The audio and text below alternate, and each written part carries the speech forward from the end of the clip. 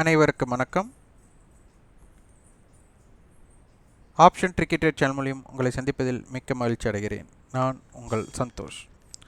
நான் செபியில் பதிவு பெற்ற பங்காலோசர் கிடையாது. இது பயிற்சிக்கான வீடியோ. எந்த பரிந்துரையும் நாம் வழங்குவது இல்லை. தம்ப்நெயில பார்த்துருப்பீங்க. ஓப்பன் ஸ்ட்ராட்டஜி படி எது best, stock option or index option அப்படிங்கிறது தான்.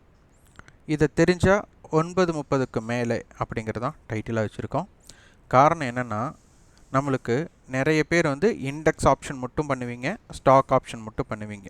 இதில் ஒன்றே நல்லா புரிந்து கொள்ள வேண்டியது, இண்டெக்ஸ் ஆப்ஷன் அப்படின்னா நீங்கள் நிஃப்டி 50ல் இருக்கிற நிஃப்டின்னு எடுத்துகிட்டா இண்டெக்ஸ், பேங்க் நிஃப்டின்னு எடுத்துகிட்டா இண்டெக்ஸ். அப்போ நிஃப்டியில் இருக்கிறது மொத்தம் 50 நிறுவனங்கள். 50 நிறுவனத்தோட சராசரி தான் இந்த நிஃப்டி 50. அப்போது இதனுடைய இதோட வெயிட்டேஜ் அடிப்படையில் தான் சந்தை ஏற்றம் அல்லது இறக்கம் இருக்க போகிறது. இண்டெக்ஸ்னு எடுத்துக்கிட்டால் நம்மளுக்கு நிஃப்டி சொல்லிட்டோம். அடுத்து நம்மளுக்கு பேங்க் நிஃப்டி இருக்குது, ஃபின் நிஃப்டி இருக்குது, நிறைய இருக்குது. அப்போது இதில் ஃபின் நிஃப்டின்னு எடுத்துகிட்டால் 12 நிறுவனங்களோட அடிப்படையில் அவங்க எடுக்க போகிறாங்க. அப்போது இவங்களுடைய ஏவரேஜ் தான். அப்போது இதில் ஒரு நிறுவனம் ஏறி இருக்கும், ஒரு நிறுவனம் இறங்கி இருக்கனாலே இதனுடைய வெயிட்டேஜ் அடிப்படையில் சமமாக இருக்கும். ஆனால் நிறுவனங்களோட அடிப்படையில் ஒரு நிறுவனம் ஏறி இருக்கும், இன்னொரு நிறுவனம் இறங்கி இருக்கும்.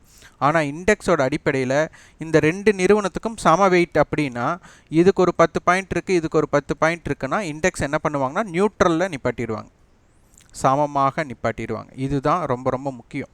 ஆனால் ஸ்டாக்ஸோட இண்டிவிஜுவல் ஸ்டாக்ஸோட அடிப்படையில் பார்த்தா அவங்க பெர்ஃபார்மராக இருந்திருப்பாங்க. இது ஒன்று ஃபஸ்ட்டு விஷயமாக தெரிஞ்சுக்கணும். ரெண்டாவது விஷயம், நம்மளுக்கு ஆரம்பம் அப்படிங்கிறது ரொம்ப முக்கியம். நம்மளுக்கு ஓப்பன் இம்பேக்ட் அப்படிங்கிறத புரிஞ்சுக்கணும். இந்த ஓப்பன் இம்பேக்ட் என்னென்னா, நம்மளுக்கு காலையில் சந்தை 9:15க்கு ஆரம்பமாகிற விலையத்தான் நம்ம ஓப்பன் அப்படின்னு நம்ம சொல்கிறோம், அதாவது ஆரம்பம் அப்படின்னு சொல்கிறோம். நேற்று முன்தினம் நம்மளுக்கு 3:30க்கு முந்தைய நாள் எஸ்டர்டே நம்மளுக்கு க்ளோசிங் ஆனது தான் ப்ரீவியஸ் க்ளோஸ் அப்படின்னு நம்ம குறிப்பிடுறோம். அப்போது முந்தைய நாள் முடிவுற்ற விலையிலிருந்து அடுத்த நாள் ஆரம்பமாகிற விலை நம்மளுக்கு எப்படி இருக்க போகிறது அதுதான் நம்மளுக்கு ரொம்ப முக்கியம்.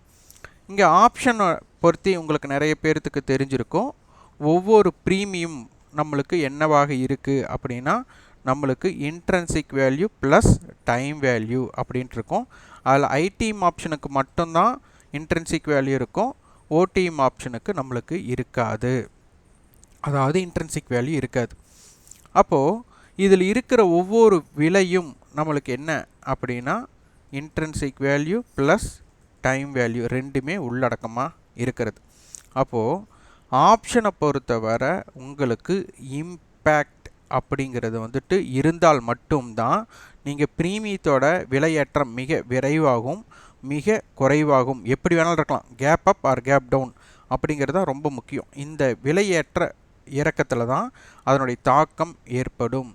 அப்போது இண்டெக்ஸ் ஆப்ஷன் நீங்கள் எடுத்து பார்த்தீங்கன்னா, ஒரு மாதத்தில் ஒரு ஃபில்ட்ரு பண்ணி பார்த்தீங்கன்னா உங்களுக்கே தெரியும், ஒரு பெரிய கேப் அப், அதாவது நிஃப்டியோடது பார்த்தீங்கன்னா டெய்லி ஓப்பன் அப்படிங்கிறது பார்த்தீங்கன்னா ஒரு 50 புள்ளிகளுக்கு மைனஸ், 100 புள்ளிகளுக்கு மைனஸ், மைனஸ் 150 புள்ளி, மைனஸ் 200 புள்ளி, இந்த மாதிரி கேப் டவுன் எப்போ நடக்குது, ப்ளஸ் 50, ப்ளஸ் 100, ப்ளஸ் 150, ப்ளஸ் 200 அப்படிங்கிற மாதிரி எத்தனை நாட்களுக்கு ஒரு முறை எப்படி நடக்குதுன்னு சராசரியை எடுத்து பார்த்திங்கன்னா, உங்களுக்கு கேப் அப் அப்படிங்கிறது பார்த்திங்கன்னா உங்களுக்கு ஒரு 20 நாள் வர்த்தகம் இல்லை, நீங்கள் ஒரு மாதத்தில் கண்டிப்பாக ஒரு 10 to 20% கூட அது இருக்காது.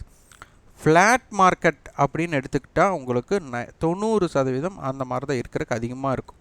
அதாவது ப்ளஸ் 50லிருந்து மைனஸ் 50க்குள்ளே தான் அதிகபட்சமாக இருக்கும். இதே பேங்க் நிஃப்டின்னு எடுத்துட்டிங்கன்னா ப்ளஸ் 100லிருந்து மைனஸ் 100 அந்தளவுக்கு தான், பெரிய கேப்பாக பெரிய கேப் டவுன் இருக்காது. அப்போது இந்த அளவுக்கு ஆரம்பத்திலேயே அவங்க இம்பேக்டட் அப்படிங்கிறது குறைவாக இருக்கும். அப்போது இந்த ஆரம்பத்திலேயே இம்பேக்ட் கம்மியாக இருக்கும்போது என்ன ஆகும்னா, ஆப்ஷனுடைய ப்ரீமியம் அப்படிங்கிற இடத்துல உங்களுக்கு கால் செல்லர், புட் செல்லர் இவங்க பயந்தால் மட்டுமே, இவங்க பேனிக்கானா மட்டும்தான் உங்களுக்கு ஒன் சைடு இம்பேக்ட் மார்க்கெட் கிடைக்கும். One side impact market. இந்த ஒன் சைடு இம்பேக்ட் மார்க்கெட்டு தான் ஆப்ஷன் பையராக இருந்தாலும் சரி, ஆப்ஷன் செல்லராக இருந்தாலும் சரி, உடனடியாக அவங்களுக்கு ப்ராஃபிட் கிடைக்கக்கூடிய வாய்ப்பாக அமையும். அப்போ இந்த இடத்துல நம்மளுக்கு ஆரம்பம் அப்படிங்கிறதுல gap up or gap down அப்படின்னு பார்த்துட்டோம்னா, ஸ்டாக்ஸில் பார்த்தீங்கன்னா டெய்லி ஏதாச்சும் ஒரு நிறுவனம் உங்களுக்கு பார்த்தீங்கன்னா ஓப்பன்லேயே ஒரு அதிரடி காட்டக்கூடியதாக இருக்கும். அதான் ப்ரீ ஓப்பன் நம்ம கொடுக்குறோம். இதில் பார்த்தீங்கன்னா ப்ரீ ஓப்பனில் பார்த்தீங்கன்னா நிஃப்டியில் வந்து 2.28% வந்துட்டு உங்களுக்கு இப்போ நம்ம வீடியோ பண்ணுறதுக்கு முந்தின நாள் இதுதான் நடந்திருக்கு. இதே F&Oவில் பார்த்தீங்கன்னா உங்களுக்கு நிறைய ஸ்கிரிப்ட்ஸ், இண்டெக்ஸ்னால் நம்மளுக்கு ஆவரேஜ் தான், ஆனால் ஏதேனும் ஒரு நிறுவனம் நம்மளுக்கு உள்ளே வந்துட்டே தான் இருக்கும். அப்போது அந்த ஓப்பனிங்லேயே அந்த இம்பேக்ட் நடக்கும்போது பார்த்திங்கன்னா உங்களுக்கு ஆரம்பமான விலையிலிருந்து ஓப்பன்கிற ஸ்ட்ராட்டஜியிலிருந்து சடனாக ஒரு 2% 3% அந்த மாதிரி இருக்கிறவங்க ஒன்று ப்ராஃபிட் புக்கிங் அல்லது ஷார்ட் கவரிங், இந்த ரெண்டு கண்டிப்பாக வந்தே தான் ஆகணும். ஏன்னா நேற்று ப்ரீவியஸ் க்ளோஸில் ஒரு பொசிஷன் எடுத்து வச்சவங்களுக்கு ஒன்று ஓப்பனிங்லேயே நல்ல கேப் அப் ஆகும்போது ஒரு ப்ராஃபிட் புக்கிங் வரலாம், இல்லை கேப் டவுன் நடக்கும்போது ஒரு ஷார்ட் கவரிங் வரலாம். அப்போ தான் என்ன ஆகும்னா மார்க்கெட்லேயே ஒரு ஆக்ஷன் இருக்கும். அந்த ஆக்ஷன் இருக்கும்போது தான் ஆப்ஷனுடைய ப்ரீமியத்துலேயும் ஆக்ஷன் இருக்கும். அப்போது தான் உங்களுக்கு ப்ரீமியத்தோட ஏற்றம் இறக்கும், அதாவது ஒன் சைடு இம்பேக்டட் இருக்கும்.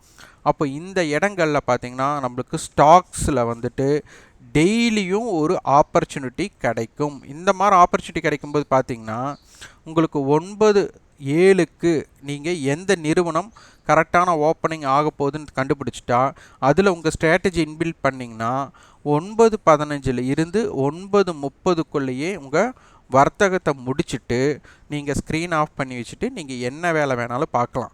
ஆனால் இண்டெக்ஸில் வந்துட்டு அந்த வாய்ப்பு பெரிதாக இருக்காது. ஆனால் ஸ்டாக்ஸில் பார்த்திங்கன்னா டெய்லியுமே இருக்கக்கூடிய வாய்ப்பு இருக்கலாம், அல்லது 2 நாட்களுக்கு ஒரு முறையும் கூட கண்டிப்பாக நடக்கிறக்கு ஒரு வாய்ப்புகள் நிறைய இருக்கலாம்.